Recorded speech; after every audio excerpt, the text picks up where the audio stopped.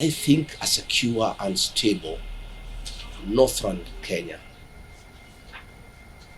is the best thing for this country because we can be able now to put resources there to do food production and get people busy and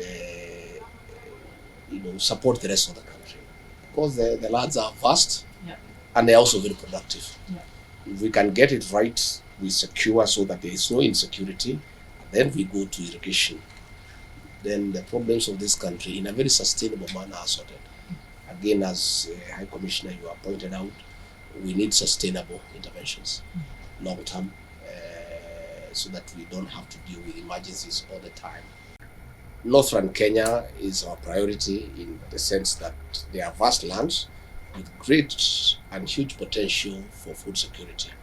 If we can open up that area by doing roads, connectivity to electricity, yeah, and then dams and irrigation, we would, in a very comprehensive manner, address our challenges in this country. Yes. And that is the way to go. And we have lessons learned. Israel, the Middle East, all these deserts, through technology and very serious and prudent interventions, have been converted into suppliers of excess food for local consumption and for export. So we really want to appreciate the contribution of your government in trying to open up northeastern Kenya and northern Kenya, and we don't take it for granted.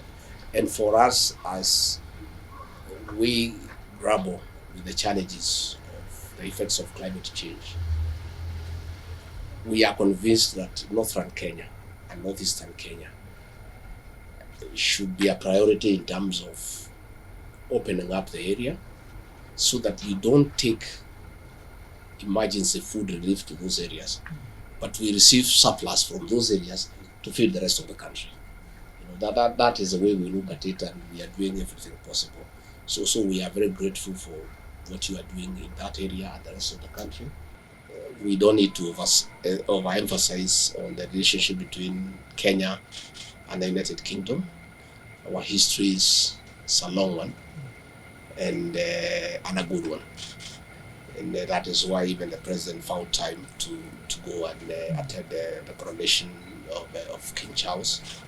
And we enjoy good relations, and your stay here for the time you have been here has contributed immensely to enhancing those relations. And as trading partners, we are doing very well, and it is our belief that we'll even do much better as we go along. For a long time, Kenya and Ethiopia have been the two anchors of stability in your region. With the civil war in Ethiopia, Kenya has looked a little bit lonely at times, holding the fort of stability across the region. And so the thing that particularly excites me about this project is it's a time when you can export that stability into two of your neighbours and mutually reinforce each other at the national, the sub-national, but also the community level as you operate across the border.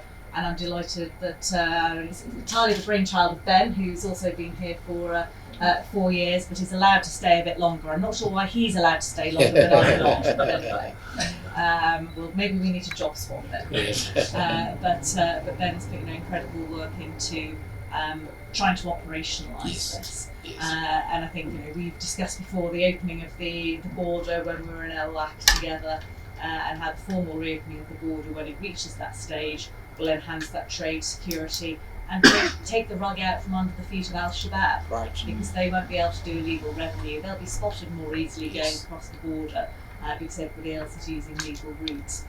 So I'm just delighted that we can commit to this for a sort of 3-4 year period of cooperation together. We're very much aware of the history of the region and that some of the instability was on decisions that my colonial forebears took.